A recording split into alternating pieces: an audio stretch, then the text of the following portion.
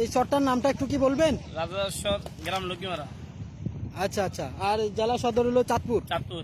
দেখতে পাচ্ছি নদী, হ্যাঁ মেঘনা নদী। এখানে কোন কোন নদী মূলত মিলিত হয়েছে? পদ্মা মেঘনা। হ্যাঁ পদ্মা মেঘনা দুইটা ছিল। পদ্মা। আর এই ডাকাতিয়াটা কোন দিকে?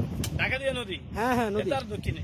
দক্ষিণ দিকে আরো পাচ্ছি এখানে এইটা হচ্ছে দক্ষিণ পাশ, দক্ষিণে ডাকাতিয়া। আর এখানে অলরেডি পদ্মা এবং মেঘনা মিলিত হয়েছে।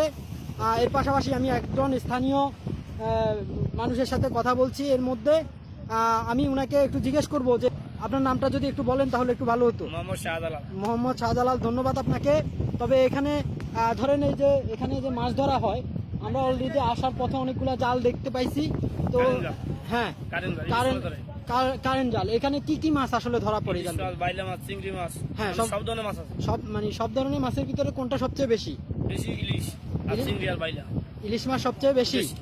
তো এখন ইলিশ কি সবসময় একই পরিমাণ কি ধরা হয় নাকি বৃষ্টিপাত যখন কম, মানে অভিযানের সময় বেশি? আচ্ছা, এখন যে এই মাছগুলা ধরা হচ্ছে এগুলা সাইজে কত বড় হবে? 300 গ্রাম 400 গ্রাম। একবারেই ছোট তাহলে। আর বড় মাছগুলা এগুলো বিক্রি করবেন না? হ্যাঁ বড় মাছগুলা ধরেন যেগুলা ধরা পড়ে অভিযানে, ওই যে আরো 1 মাস পর একটা অভিযান পরে অভিযান। আচ্ছা, এমনিতে অলরেডি বাজারে দেখছিলাম অনেক বড় বড় কিছু ইলিশ। ওটা সাগরের মাছ। ওটা সাগরে, এখানে না? না না, তো অলরেডি আমাদেরকে বলছে যে এখান থেকে ধরে নিছে, এটা সাগর। এটা আমনগলকে হেরা সিরিংবাজি কথা, মানে দামটা বেশি পাওয়ার জন্য। ঠিক আছে। আচ্ছা, আমরা এগুলো ধরলে কেজি কত করি? এখানে যখন ধরা পড়ে এটা বাইলা মাছ আছে, কারেন্টাল বাইনা, কারেন্টাল ওই হেরা ধরা ভাই। ইলিশগুলা যখন এখানে ধরা পড়ে, এখানে জায়গা স্পটে কত করে বিক্রি হয়? 300 গ্রামের ওজনের এগুলা 300 মানে 500 টাকা। কেজি হলো 500 টাকা। 1 কেজি তো কয়টা ধরে এগুলা? 4টা 1 কেজি হয়। তাহলে 4টা 1 কেজি, আর এটা হয় 500 টাকা কেজি। আর যেগুলা বড় সাইজ আমরা দেখে আসছি, এগুলার কেজি অনুমানিক কত হবে? ওটা এখন বেশি, 2000 টাকা কেজি, মানে বড়টা একবার। এগুলা 1.5 কেজি 1.5 কেজি হলা, 1.5 কেজি 2 কেজি কাছাকাছি ওইগুলা। আর আপনারা তো এখানে স্থানীয়। ধরেন আপনার যখন এখানে ঝড় হয়, আমরা তো নিজেরাও যখন সমতলে থাকি তখন অনেক ধরনের একটা আতঙ্কের ভিতরে থাকি। তো আপনাদের জীবন মানে বাস দিয়ে তত্ত্বাবধানে থাকি ঘুরে।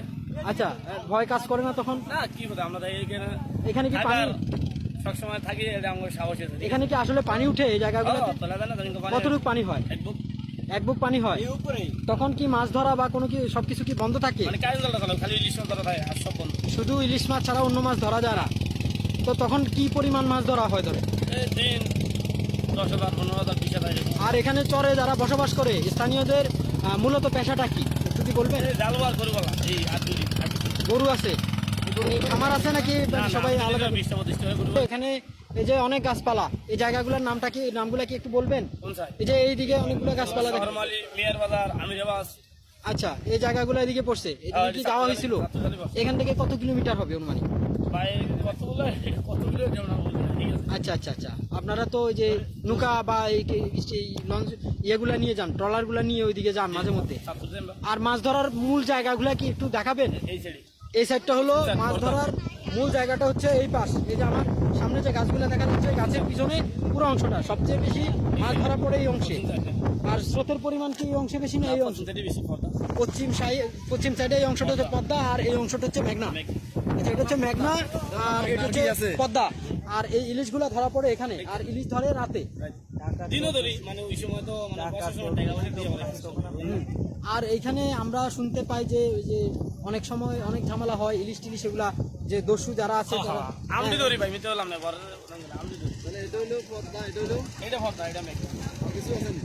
আর এই ইলিশ মাছটা ধরেন এই সময় থেকে কত মাস পর্যন্ত স্থায়িত্ব থাকে ধরার? 22 দিন নিষিদ্ধ সরকারি ভাবে। আমরা মানি না, কারণ মানি না এই কারণে, মানে 22 দিন তো থাকা সম্ভব না। আচ্ছা, এখানে আমরা তো মাছ 22 দিনে কাজ করে আমরা 2 লাখ 3 লাখ টাকা বেশি চাল ভাই 22 দিনে। বাড়ি আপনার? উনি এখানের স্থানীয় মানুষের সাথে এখন কথা বলছি। উনি আমাদেরকে ইলিশ মাছ কোথায় ধরা স্পটগুলো দেখান। উনি একজন স্থানীয় এখানে। আর স্থানীয় লোকজন যারা এই চরে বসবাস করে, বেশিরভাগ জেলে সম্প্রদায়ের লোকজন, তাদের পেশা হচ্ছে মাছ ধরা। তাদের মাছ ধরা হচ্ছে প্রধান পেশা। তারা এখানে এই যে মাছগুলা ইলিশ ধরে, বিশেষ করে যখন বৃষ্টি হয় তখন কিন্তু অন্যান্য মাছের পাশাপাশি ইলিশের পরিমাণ সবচেয়ে বেশি জালে ধরা পড়ে, এবং ইনারা এই ইলিশ ধরে জীবিকা নির্বাহ করে। হ্যাঁ, তো সাহেব উনি একটা কথা বলছে যে আপনি যে জায়গায় দাঁড়িয়ে আছেন এটা হচ্ছে একটা চর, আর চরের এই পাশটা দেখা যাচ্ছে যে মেঘনা, আর ওই পাশটা হচ্ছে পদ্মা। তাহলে আর যে এদিকে যেটা দেখা যাচ্ছে সেটা হচ্ছে পদ্মা আর মেঘনার মোহনা। হ্যাঁ, পিছনের অংশ হচ্ছে পদ্মা এবং মেঘনার মোহনা। যদি ক্যামেরা দিয়ে দেখানো হয় তাহলে এই দেখেন, এটা হচ্ছে মেঘনা, আর এইদিকে যেটা দেখা যাচ্ছে এটা হচ্ছে পদ্মা। আর এই আমরা যেখানে দাঁড়িয়ে আছি এটা হচ্ছে চর, আর আমাদের পিছনে যেটা দেখা যাচ্ছে এটা হচ্ছে পদ্মা আর মেঘনার মোহনা, যেখানে উভয় নদী মিলিত হয়েছে। আর এই উভয় নদী মিলিত হওয়াটাই হচ্ছে পদ্মা মেঘনার মোহনা, যেখানে ইলিশ ধরার জন্য সবচেয়ে বিখ্যাত জায়গা এই পদ্মা মেঘনার মোহনায়। আর এটা হচ্ছে পদ্মার অংশ, আর এটা হচ্ছে মেঘনার অংশ। ধন্যবাদ আপনাকে অসংখ্য তথ্য দেওয়ার জন্য। আর স্থানীয় যারা এখানে, ওনাদের সাথে আরও যারা এখানে স্থানীয়রা বসবাস করেন, তিনারা মাছ ধরার পাশাপাশি যে সময়ে মাছ ধরা হয়, মাছ ধরার যখন সিজন থাকে তখন মাছ ধরেন, আর বাকি সময়টাতে ওনারা হ্যাঁ পশুপালনের সাথে সম্পৃক্ত থাকেন, যার দ্বারা সারা বছরই ওনাদের এখানে কাটে। আর যখন ঝড় তুফান হয় আপনার এখানে ওরকম ব্যবস্থা আছে। কলেজ এখানে আছে, স্কুল কলেজ মাদ্রাসা সব কয়টা আছে? সাধারণ দুইটা, মানে সরকারি একটা আলিয়া আর বেসরকারি মাদ্রাসা তিন। শরণার্থীরা আছে, এনাদের থাকার জায়গা আপনারা ঘুরে আসতে পারেন। মানে আধা ঘন্টা 40 মিনিট, 40 মিনিট ঘুরে শেষ হয়ে যাবে। মানে এখানে বাড়ি থেকে আপনি সুবিধা সব করি আপনার মোটরসাইকেল চালা লাগবো 2 ঘন্টা। এখানে কি বাইকের ব্যবস্থা আছে?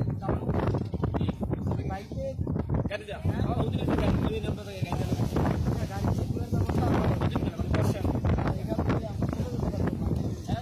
টাকা কেমন এই রাস্তায় নৌকোটা বার করবো যখন পানির পরিমাণ কম থাকবে তখন ঠিক এই জায়গা থেকে বাইকে করে ঢাকা আমরা পর্যন্ত যদি যাওয়া জালটা আনি অবদ্ধ জালটা গাড়ি নিতে অবদ্ধ, তখন আমরা এই রাস্তায় আনি এইগুলো আনি না কারণ তখন পুলিশ এখানে ধরেন যে আমাদের এই ধরেন যে শিক্ষা প্রতিষ্ঠানগুলো আছে এর পাশাপাশি যখন সাধারণ দর্শনার্থীরা যদি কখনো এখানে আটকা পড়ে তাহলে তাদের থাকার ব্যবস্থা কি?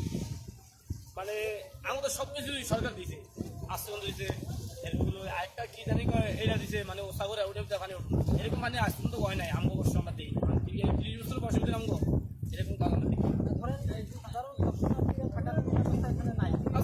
আছে ওই যে আমগো তো না হ্যাঁ থাকলো না ওই মানুষ কোন ঠেকে মেকে জায়গা কত না কোনো অ্যাক্সিডেন্ট হয় তখন এই আশ্রম দিয়ে থাকে এখানে কি এরকম আছে ব্যবস্থা ঘটনা হয়েছে যে হয়েছে এরকম এই যে তো জায়গা একটা বলছে ওই সামনে হ্যাঁ বলছে ওইটা লোক হাতে আমাদের আমরা কি ওটাই আমরা আনছি তারা 3 দিন আসলে ওখানে রাত ওড়াইছে 3 দিন ছিল।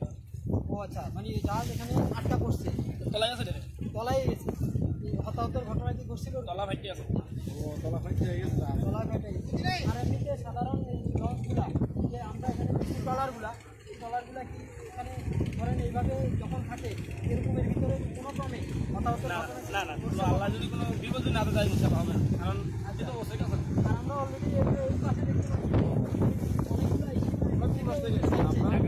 ঢাকার পথে। আর এই অংশ দিয়ে কোথায় যায়? যেখানে মামা যাওয়া যায়, মামার কি ওই ঘাট থেকে কি মামা লঞ্চ কি আছে? না মামার দিকে লঞ্চ নেই, শুধুমাত্র ঢাকা যাওয়ার লঞ্চগুলো আছে। ঢাকা থেকে আছে আবার ঢাকা থেকে মামা দিকে লস ঢাকা থেকে মামা আছে।